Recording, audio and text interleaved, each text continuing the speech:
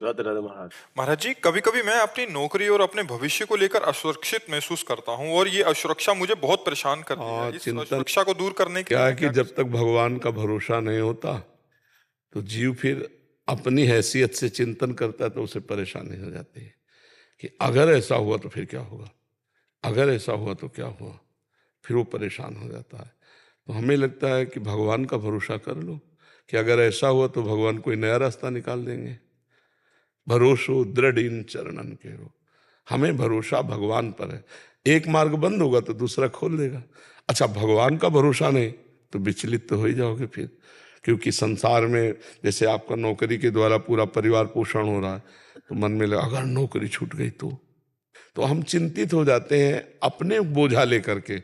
और यदि हम भगवान को ही बोझा दे दें कि आज जो मुझे नौकरी से ऐसे दिला रहा है कल वो हमारी कहीं और व्यवस्था कर देगा, तो आज निश्चिंत हो जाओगे आप। भगवान के भरोसे हो जाओ, वो निश्चिंत कर देते हैं। भगवान का भरोसा अगर नहीं है तो निश्चिंतता नहीं आनी। देखो, हम एक प्रसंग सुनाते हैं। भीष्म पितामह जिस समय सेनापति बने, दुर्योधन के कौरव पक्ष के सेनापति, तो रोज 10,000 महारथी मारते थे। 10,000 महारथी, भीष्म जी महान धनुर्धर, लेकिन एक भी पांडव को खरोच नहीं आती थी। तो दुर्योधन जल जाता जब शाम के युद्ध का निर्णय सुने, बोले एक भी पांडव नहीं मारा गया। भीष्म जैसे सेनापति एक भी पांडव नहीं मारा गया।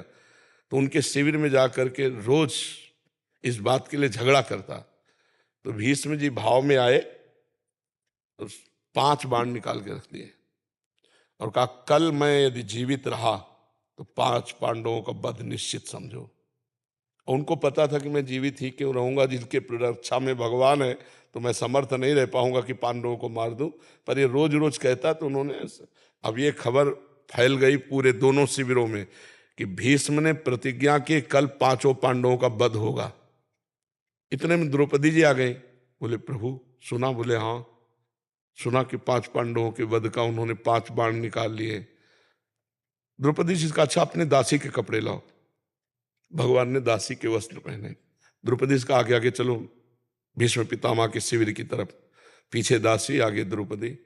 सब कोई समझ रहा है कि दुर्योधन अभी आशीर्वाद लेके गया है। 5 पांडव तो किसी ने रोका ही नहीं, सीधे भीष्म जी के सामने गए। वो संध्या के समय जप कर रहे थे, जाके प्रणाम किया पितामह।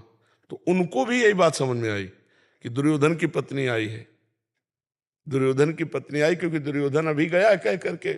तो हम 5 पांडवों के वध का प्रण किया तो प्रसन्न होकर बताया होगा, तो तो उनका सौभाग्यवती भाव। संध्या का समय था तो द्रौपदी जी ने हटाया और कहा कि आप प्रण करते हो सौभाग्य उजाड़ने का और आशीर्वाद देते हो सौभाग्यवती भाव का, हम क्या माने कि कौन सा भीष्म सत्य है, सौभाग्य उजाड़ने वाला या सौभाग्य देने वाला? भीष्म जी का माला छूट गया।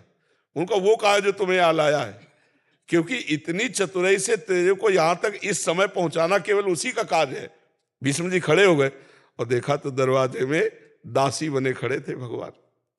भीष्म जी ने जब देखा तो कहा बेटी तेरे सौभाग्य को कौन उजाड़ सकता है? हम जैसे सैकड़ों भीष्म तो भी नहीं उजाड़ सकते, जिसका रक्षक ये गोविंद तुम्हारे लिए दासी बन के आया है तुम्हारे पद। तब भगवान से कहा मेरा प्रण तो तुम तोड़ दिए, लेकिन तुम्हारा भी प्रण तोड़ूंगा कल। तुमने कहा युद्ध में मैं अस्त्र ग्रहण नहीं करूंगा और कल मैं गंगा का पुत्र नहीं कहूंगा अगर तुमसे अस्त्र न ग्रहण करा। तो भगवान ने कहा ये तो बात हो जाएगी, अपनो प्रण विसार भगत को पूर्व प्रण निभाऊं। फिर भगवान से कहा कि प्रभु अगर जीवित रहा तो मैं बाण संधान करूंगा पांडवों के ऊपर। तो आप ये करना कि जो ही मैं युद्ध क्षेत्र में जाऊं कल तो सामने शिखंडी को खड़ा कर देना। शिखंडी आज भी मेरी दृष्टि में अंबा है और मैं स्त्री पर कभी बाण नहीं चलाता। इतने में अर्जुन से कह देना मुझे बाणों की सैया पे सुला दे। अब भगवान लौट करके आए तो देखा पांडव चैन से सो रहे हैं। तो पांडवों को जगाया, उनका भीष्म में प्रतिज्ञा की है 5 पांडवों को मारने की। बोले हाँ पता है। बोले तुम चैन से सो क्यों रहे हो? बोले जिसके तुम रक्षक हो तो चैन से हम सोए, आप खुद व्यवस्था करो। तो समझ रहे हो ना, अगर